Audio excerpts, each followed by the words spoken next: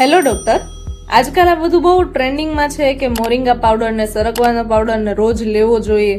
તો શું તે દરેક વ્યક્તિએ લેવો જોઈએ રોજે? ના એવું બધું કઈ ના લેવાનું હોય. અરે બેસો, હું તમને સમજાવું કે કોને લેવો જોઈએ અને કોને ના લેવો જોઈએ.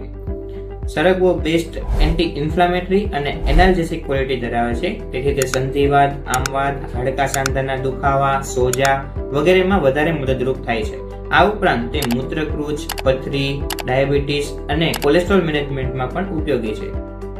પરંતુ સરગવો લઘુ, તીક્ષ્ણ અને વૃક્ષક ગુણ ધરાવે છે. આ ઉપરાંત તે આપણા શરીર માટે ઉષ્ણ એટલે કે ગરમ છે. જો વધારે પડતો સરગવાનો ઉપયોગ કરવામાં આવે તો પિત્ત પ્રકૃતિના લોકોમાં તે બળતરા તેમજ શરીરમાં ગરમી ઉત્પન્ન કરી શકે છે.